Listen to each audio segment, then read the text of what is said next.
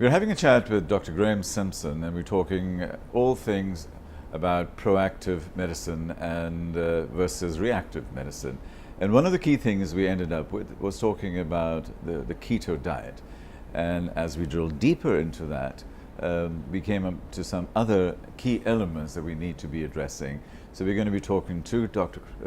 Simpson about his expert advice on a few elements.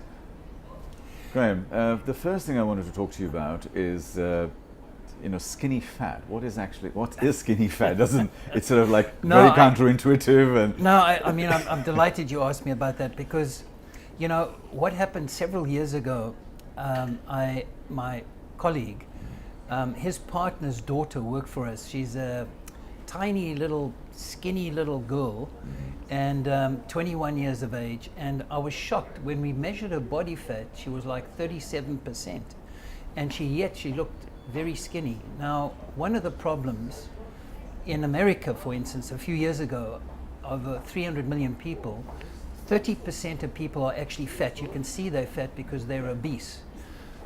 Unfortunately, the 70% of non-obese, a large majority of them are also insulin resistant. So it's very important to measure percent body fat, not just the BMI or the weight of the person. You really want to look at the percent of the fat.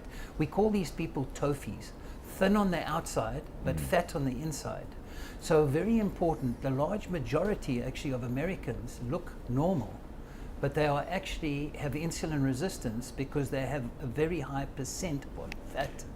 So that's really just because you look normal shape, and it's very deceptive. Just a person walking into my office without them getting onto a body fat machine, which is easy to do, you can't really estimate the amount of fat the person has. Are there any symptoms, signals to watch out for? Anything That's the like problem. that? Most people are silent. They have no idea. They think they're normal. Right. And so you really have to do one or two non-invasive tests to see.